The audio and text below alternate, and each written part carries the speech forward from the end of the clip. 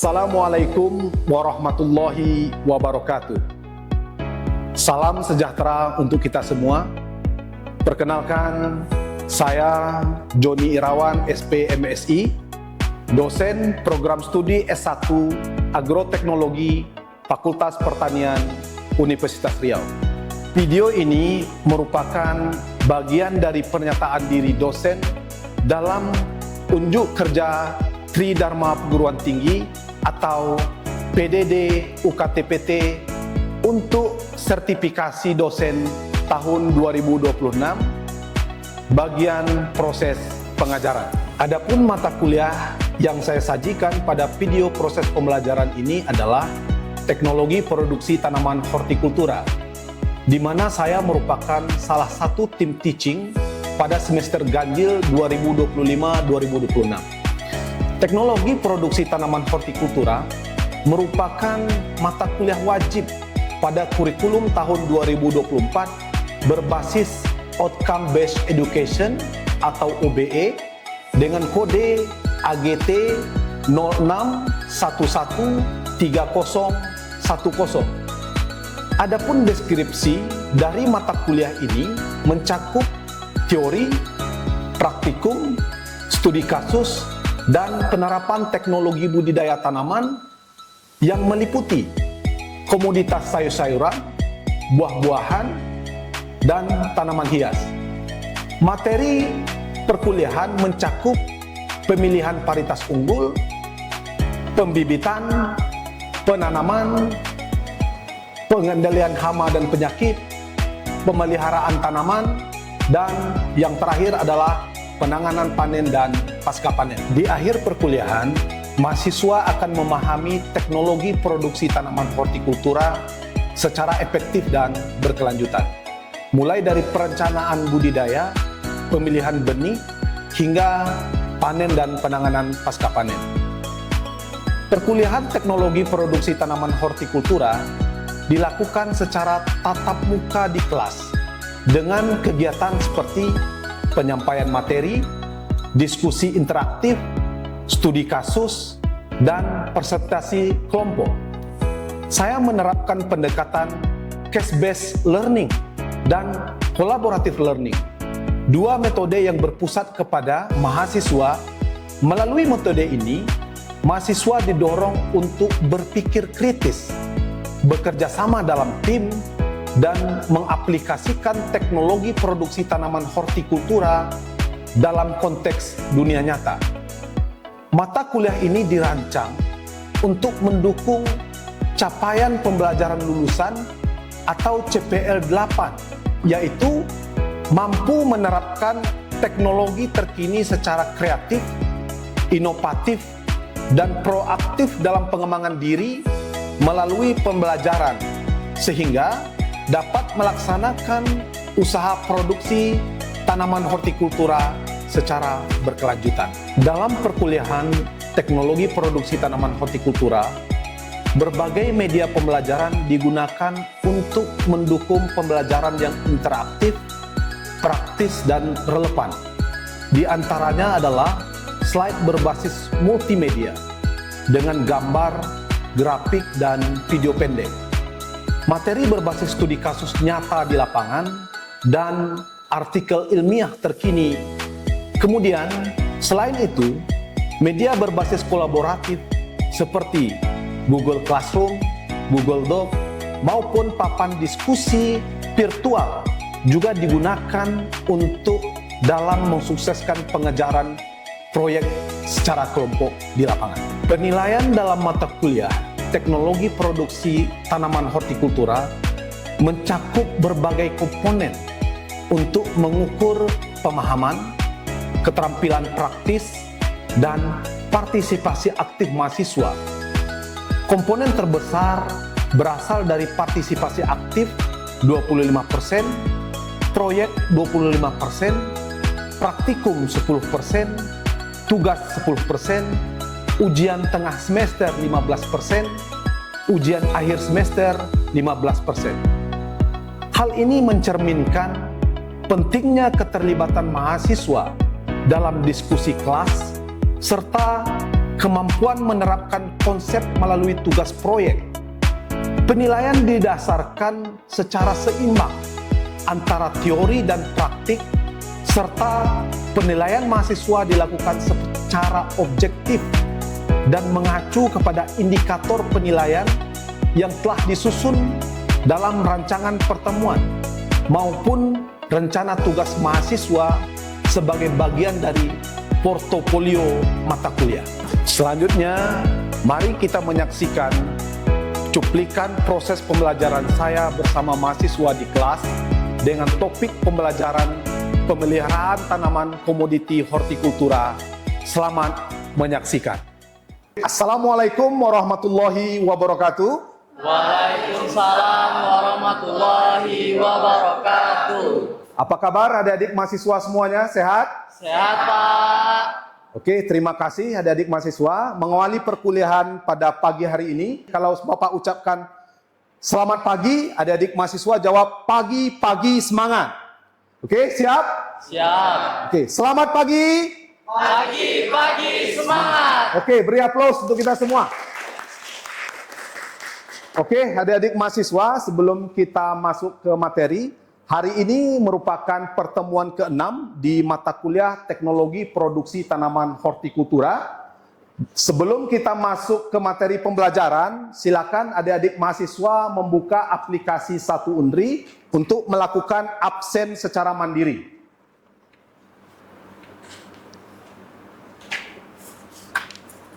Oke, sudah semuanya? Sudah, Pak. Oke, setelah melakukan absen, saya ingin tanya kepada adik-adik mahasiswa, apakah hadir semua pada hari ini?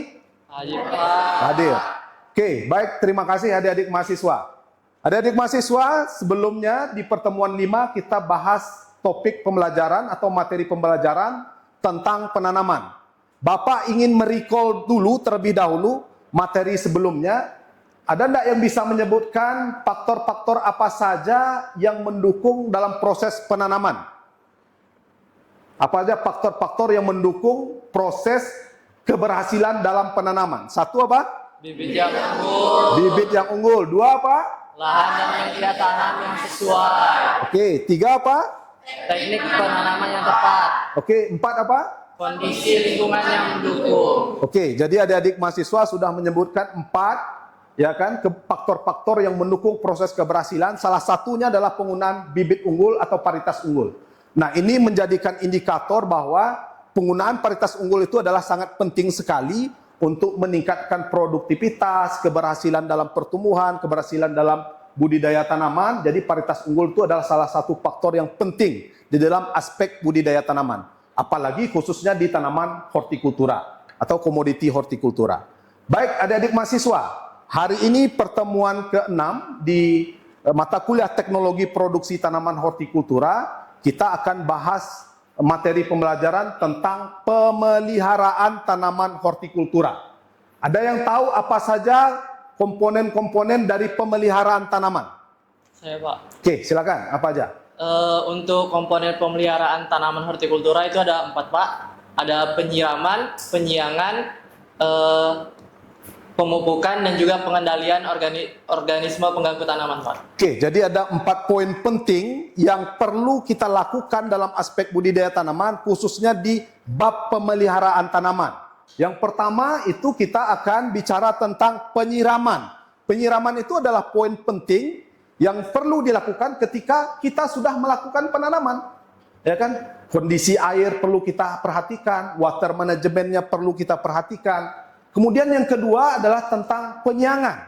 Penyiangan ini penting untuk mencegah gulma-gulma yang tumbuh pada lahan yang kita budidayakan untuk tidak berkompetisi dengan tanaman kita. Baik itu berkompetisi dalam memperebut ruang tumbuh, maupun berkompetisi dalam mendapatkan hara tanaman, maupun berkompetisi dalam mendapatkan air. Jadi itu perlu kita tekan. Jadi penyiangan itu adalah penting. Ya kan? Untuk komoditi hortikultura seperti cabai, terong, tomat, itu penyiangannya perlu dilakukan 2 minggu setelah tanam. Oke, paham semua? Oke, jadi kemudian poin berikutnya adalah pemupukan. Pupuk merupakan aspek penting. Pupuk adalah bagian penting di dalam proses budidaya tanaman. Nutrisi tanaman itu penting untuk diberikan ke tanaman untuk menyediakan hara bagi tanaman. Yang perlu diketahui bahwa pupuk apa saja yang perlu kita berikan. Jenisnya apa, dosisnya berapa, kemudian cara aplikasinya bagaimana, dan waktu aplikasinya kapan. Nah, ini penting untuk diberikan. Bicara tentang pemupukan, tidak terlepas bicara tentang unsur hara. Nah, sekarang Bapak mau tanya, ada yang tahu apa saja unsur-unsur hara? Saya Pak, Oke, boleh, silakan Rizky. unsur hara itu yang terdiri dari nitrogen, fosfor, kalium, kalsium, magnesium, dan juga sulfur Pak. Oke, baik, beri aplaus untuk Rizky. Jadi tadi Rizky sudah menyebutkan beberapa unsur hara, terutama unsur hara makro yang banyak disebutkan tadi. Ada nitrogen, fosfor, kalium, kemudian kalsium, magnesium. Nah, saya ambil salah satu contoh, nitrogen. Nitrogen adalah salah satu unsur hara yang dibutuhkan oleh tanaman. Ya, sekarang Bapak mau tanya ke adik-adik mahasiswa, sumber nitrogen atau pupuk yang beredar di pasaran yang mengandung nitrogen apa saja? Urea, ZA, Nitrea. Oke, jadi kita ambil dua contoh, urea dengan ZA. Urea mengandung nitrogen, ZA juga mengandung nitrogen. Urea mengandung 46% nitrogen, sedangkan ZA mengandung kurang lebih 21% nitrogen. Itu dari sisi kandungan hara nitrogennya. Jadi dua jenis pupuk yang berbeda, tetapi kandungan hara, jumlah kandungan hara atau persentase kandungan haranya juga berbeda. Salah satu poin penting di dalam proses pemeliharaan tanaman adalah melakukan proses pemupukan. Proses pemupukan adalah menyediakan hara bagi tanaman, baik itu pupuk organik maupun pupuk anorganik. Dari beberapa penjelasan yang sudah disampaikan tadi, adakah yang ingin bertanya tentang pemeliharaan khususnya pada topik pemupukan? Silakan. Saya Pak. Oke, silakan Gilbert.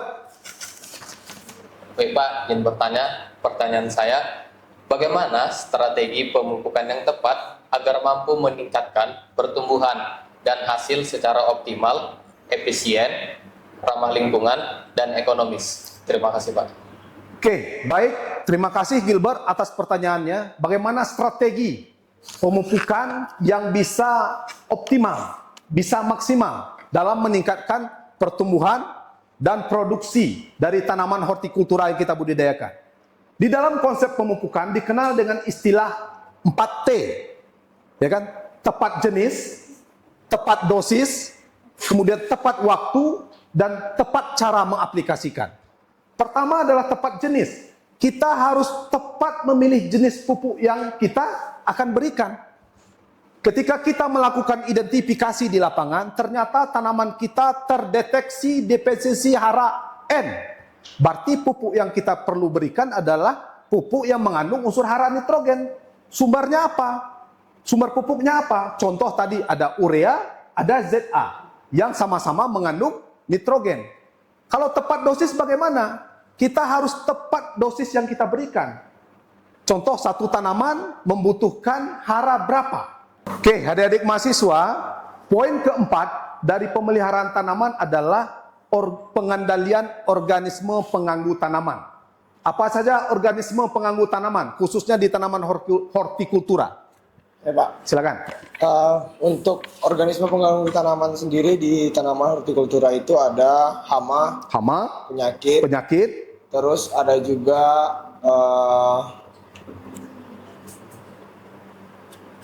nematoda. nematoda. Oke, baik.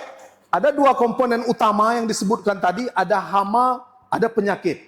Nah, jadi dua komponen ini kalau di aspek budidaya tanaman hortikultura ini sangat berpengaruh sekali terhadap penurunan produktivitas. Sebagian besar penurunan produktivitas hasil dari komoditi hortikultura itu disebabkan oleh serangan hama dan penyakit.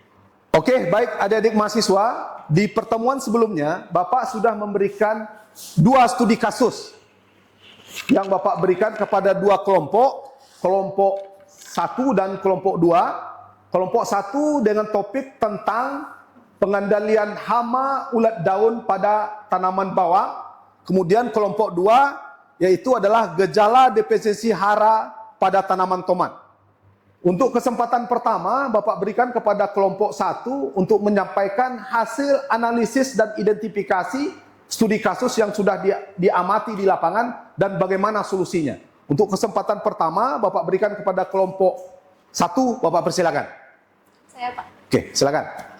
Berdasarkan hasil diskusi kelompok kami, pengendalian ulat daun pada tanaman bawang terbagi jadi beberapa poin. Yang pertama yaitu monitoring lahan secara rutin. Yang kedua, memungut dan memusnahkan telur serta larva ulat, memotong dan membuang daun yang terserang, menjaga kebersihan lahan atau yang disebut dengan sanitasi, mengendalikan gulma di sekitar pertanaman, melakukan rotasi tanaman dengan tanaman bukan inang, menggunakan bibit yang sehat dan berkualitas, mengatur jarak tanam agar sirkulasi udara baik, memberikan pemupukan berimbang atau menghindari nitrogen yang berlebih. Yang terakhir yaitu dengan memasang perangkap feromon atau perangkap lampu, Pak. Oke, baik. Beri aplaus untuk kelompok 1 yang sudah melakukan analisis dan identifikasi permasalahan di lapangan dan sudah diberikan solusinya. Oke, Bapak perkuat jawaban dari kelompok 1. Jadi pengendalian hama ulat daun itu kita perlu menerapkan yang namanya konsep PHT. Konsep pengendalian hama terpadu.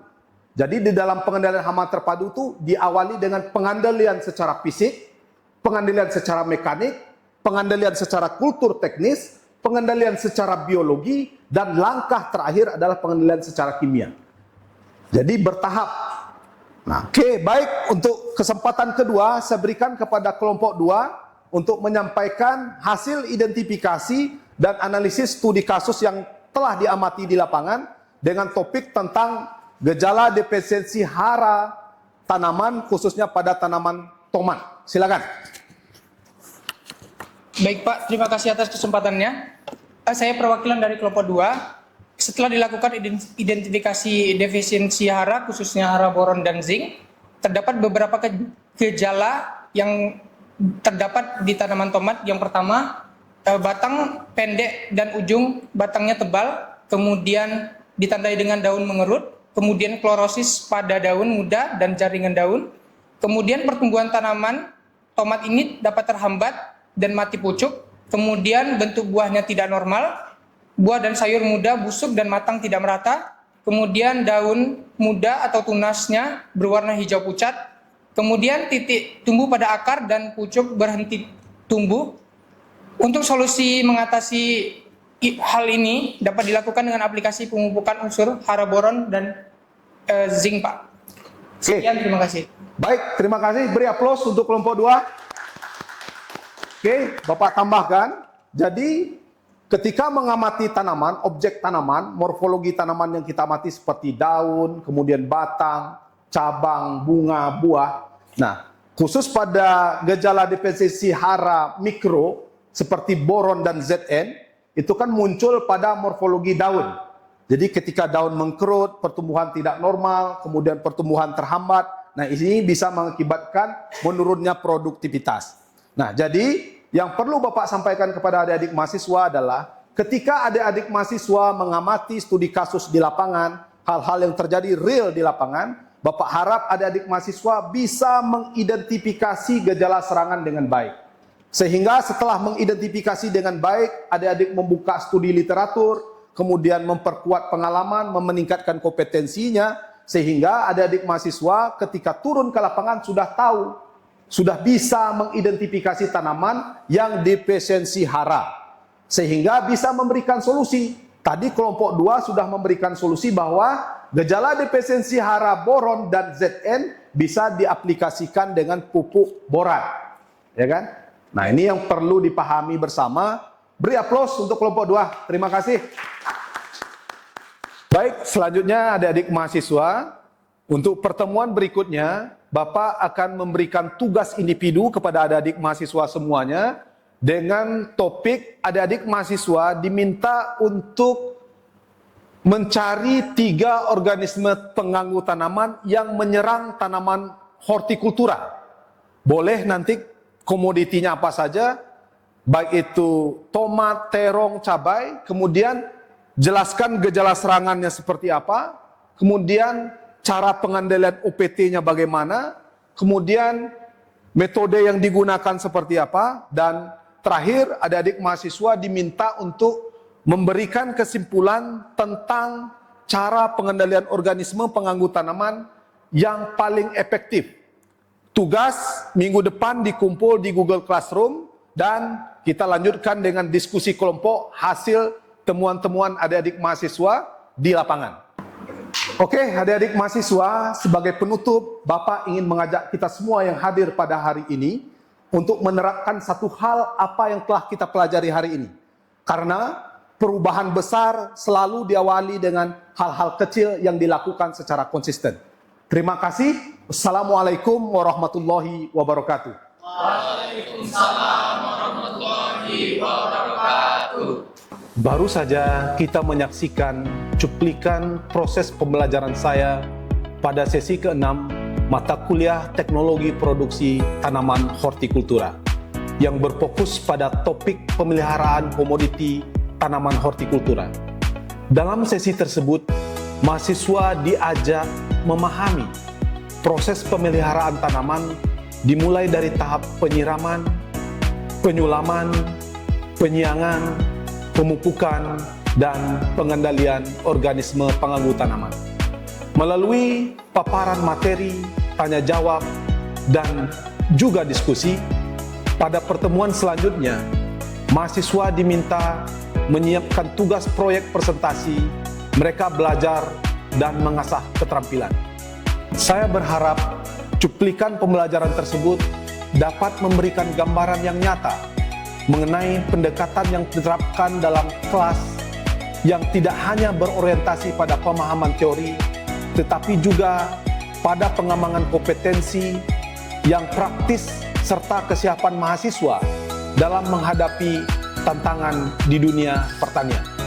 Terima kasih saya ucapkan kepada Kemendikti-Saintek, seluruh tim sertifikasi dosen tahun 2026 atas kesempatan dan dukungannya. Saya juga mengucapkan terima kasih kepada pimpinan Universitas Riau, teman kolega dosen, serta semua mahasiswa yang telah berkontribusi dalam proses pembelajaran ini. Demikian yang dapat saya sampaikan, semoga bermanfaat dan menjadi bagian dari upaya peningkatan kualitas pendidikan tinggi di Indonesia. Wassalamualaikum warahmatullahi wabarakatuh.